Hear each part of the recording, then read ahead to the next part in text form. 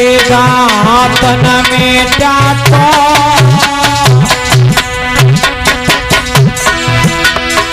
अरे के देगा तन में डाको,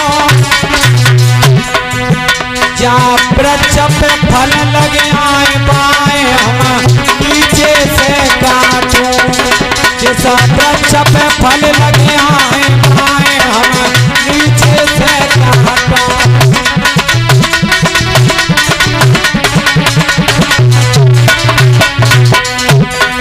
जवाब दिया ऐसे, वृक्ष को मैं नहीं रहने दूंगा जिस पर हमारे लिए फल गलत तरीका से लग जाए। अरे के अधर्म यमुना पे होई,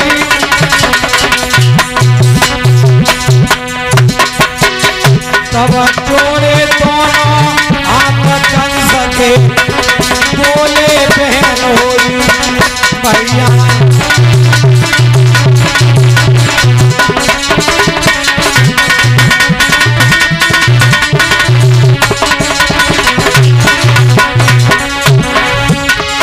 अरे बचन हम यमुना पे देऊं, तेरी बहन के जल में लाल बाए, तेरे दिन में हमारा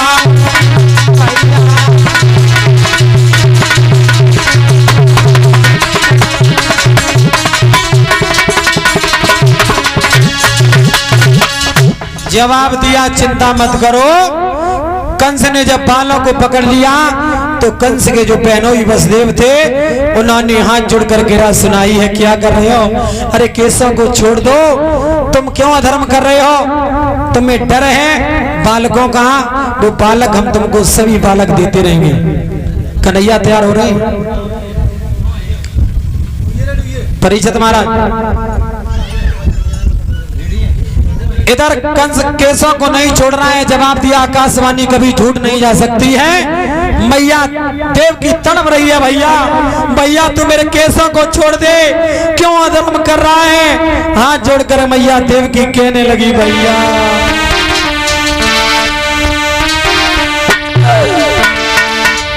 ओ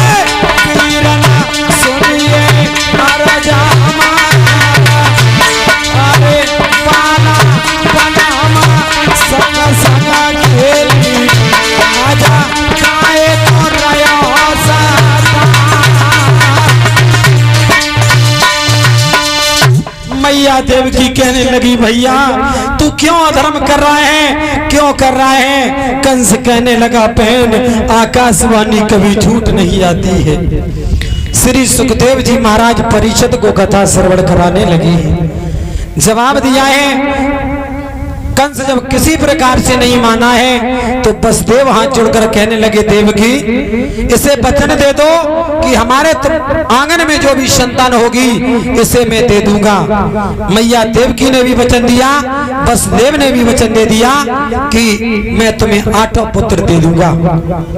इधर कंस को दया आ जाती है, आज अपनी बहन और अपने बहनोई को लिया है साथ में और कारागृह में डाल दिया। हाथों में हथकड़ियां, पैरों में बेड़ियां और जाकर के पहरेदारों को लगा दिया है। धीमे धीमे समय व्यतीत होने लगा है। बताया जाता है 9 महीने के पश्चात में आज एक बड़े सुंदर बालक ने जन्म लिया है और कंस को पता लगा है कि बालक ने जन्म लिया। उसी समय दौड़ कर आया, बालक को गोदी में ले लिया। जैसे ही बालक की सूरत को देखा है कंस ने सोचा मेरी बहन का ये पहला बालक है और आकाशवाणी जो हुई है 8वां पुत्र मेरा काल होगा, इस पुत्र का कोई दोष नहीं है, मैं अपनी बहन का पुत्र वापस देता हूँ। जाकर देवकी को पुत्र दे दिया है। कहने लगे हैं कंस कि बहन तेरे इस पुत्र का कोई दोष नहीं है और तेरा जब 8वां पुत्र होगा वो 8वां पुत्र हमें दे देना। मैया देवकी बड़ी खुश हो जाती, वाह मेरे भाई, वाह मेरे भाई, भाई हो तो ऐसा हो। आज बड़ी खुशी है। इधर नारद ने सोचा कि कंस के हृदय में ऐसे ही दया आती रही तो भगवान का अवतार काफी देर में होगा। उसी समय जाकर नारद की कचहरी में पहुंचे। जाकर देव ऋषि नारद को आता हुआ देखा, कंस कचहरी से उठकर खड़ा हुआ, गद्दी छोड़ देता है। कहने लगा आइए गुरुदेव, कैसे आना हुआ? जवाब दिया, रे कंस तेरी नगरिया से जा रहा था तो मैंने सोचा कि महाराज के दर्शन कर लिए जाए।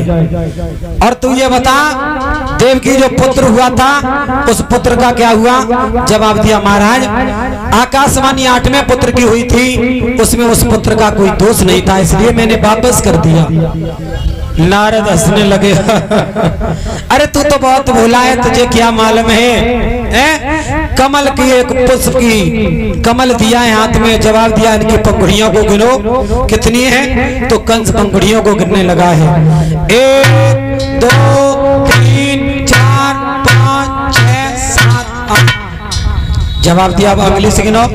1 2 3 4 5 6 7 8। इसका मतलब है कि बारी बारी से 8वीं पंक्ति पर उंगली आ रही है। इसका मतलब है कोई भी पुत्र 8वां हो सकता है। कंस के मन में समझ में सब कुछ आ गया।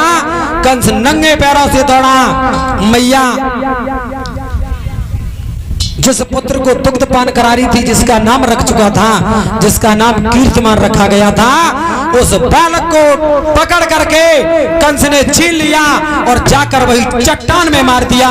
उसी जगह उस बालक का वध हो जाता है। बालक मर गया।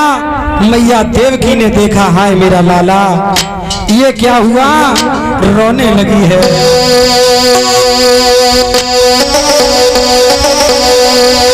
कहने लगी है कि मैंने खोए तो पाके किसी को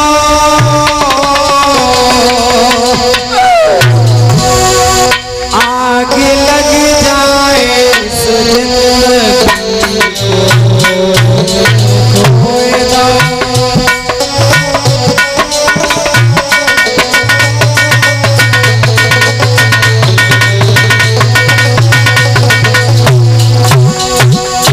मैया देवकी रोने लगी। मैंने खोए तो पाके किसी को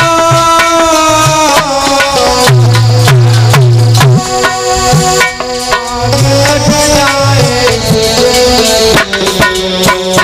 मैंने खोए तो।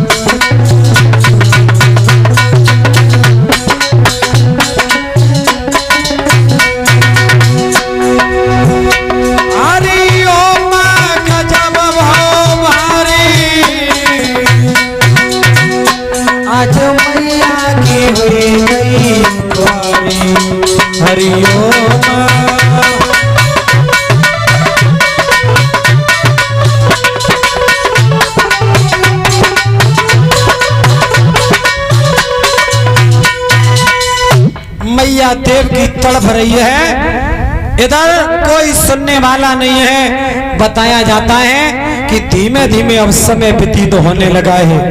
कंस ने एक नहीं धीमे धीमे आज 6 बालकों का वध कर दिया है। और जब 6 बालक खत्म हो जाते हैं, जब 7वां बालक गर्भ में आया है, उसी समय भगवान नारायण ने योग माया को बुलवाया।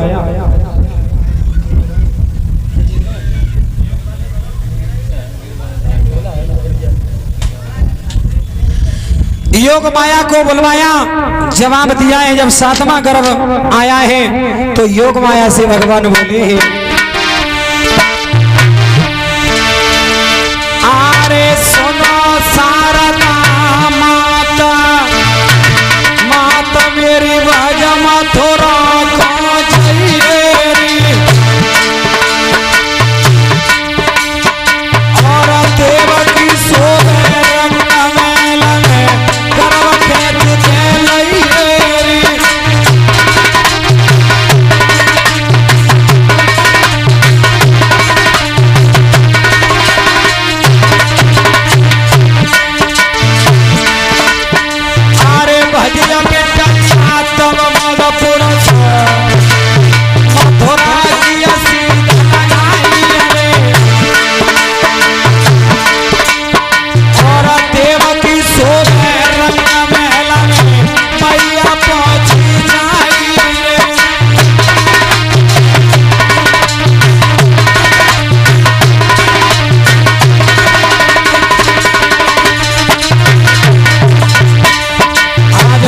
योग माया ने गर्भ को निकाला और उठाकर चली है। अरे चलिए सारा छाया जाएंगे तो कुलकिया सीता लगाएंगे, और रोहिणिया सोते जन्म महल में गर्भ दरो पहुंचाएंगे।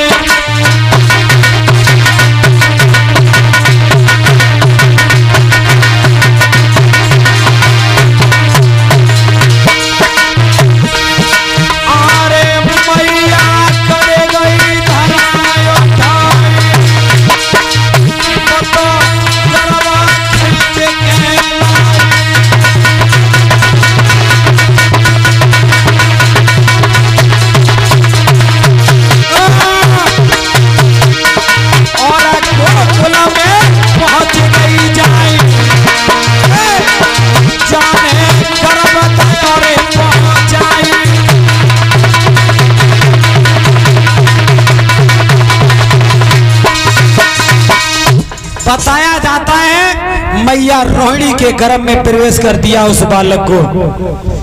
जब कंस को खबर लगी है कि 7वां बालक आज खंडित हो गया, कंस ठास मारकर हंसा है।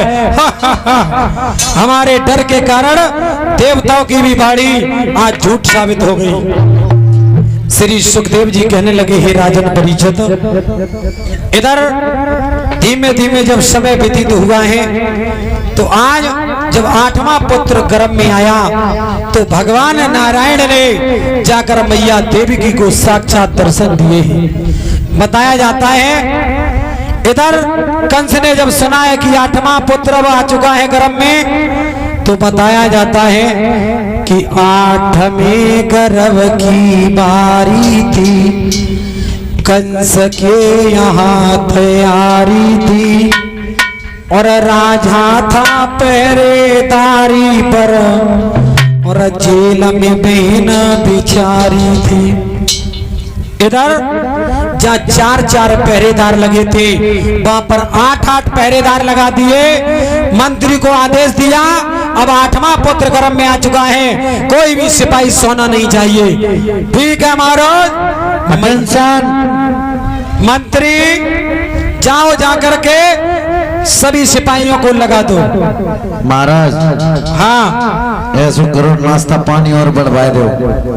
क्या नाश्ता और लगवा दो, इनकी 24 घंटा की ड्यूटी रखो। नाश्ता तुमको जितना चाहे भंडारे में, जाओ जाकर 24 घंटा सोए गए तो समझ लो। आज उसी समय इधर पहरेदार जब लग जाते हैं, मैया देवकी या तड़प रही है, भगवान को याद करने लगी, हे विधाता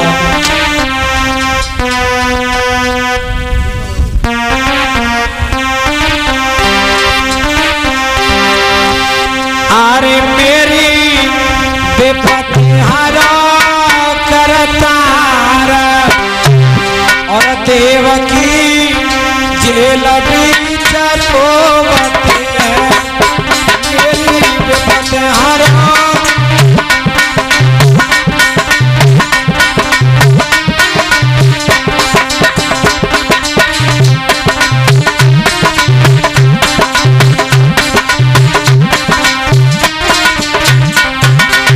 कहने लगे दीन के दयाला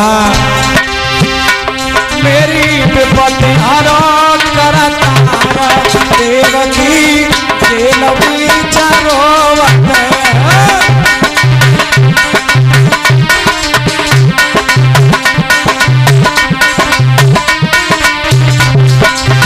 और अरे गाय को मैया मोरे जन्म दयो है, गाय को मैया मोरे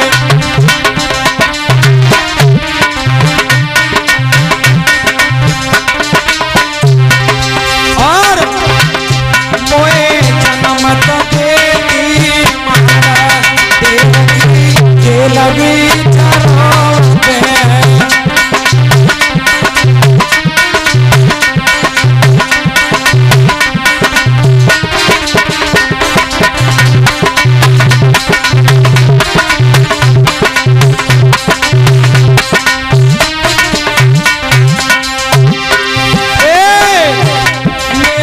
विपत्ति हरा करतार देवकी के लगी चरोवते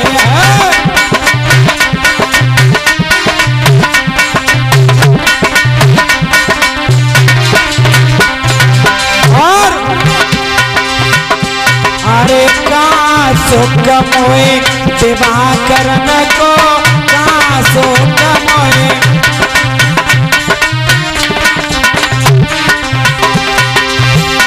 अरे का सुख मोए विवाह करने को का सुख मोए और मेरी जेल बनी ससुराल देवकी तिलक रोवते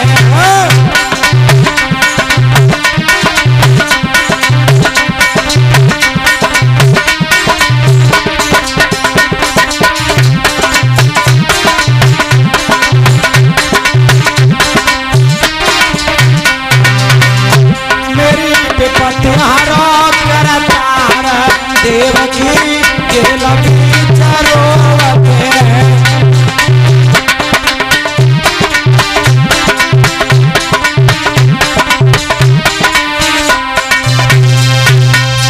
आज मैया देवकी ने जब प्रार्थना की है तो भगवान कहने लगे माता अब चिंता मत करो, मैं तुम्हारे गर्भ से आ रहा हूं और जल्द ही मामा कंस को मार करके तुम्हें उद्धार कराऊंगा।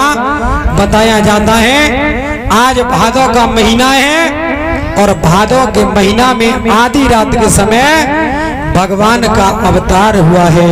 बोलिए वृंदावन बिहारी लाल की। जैसे ही अवतार हुआ है तो उसी समय हाथों की हथकड़ियां पैरों की बेड़ियां खुल जाती हैं, सारे पहरेदार सो जाते हैं। जैसे ही सोए हैं उसी समय वसुदेव ने क्या किया, भगवान को आज एक वहां पर छबलिया पड़ी थी, उस छबलिया को उठाया और उसी में रख लिया है। भैया कहाँ है वसुदेव?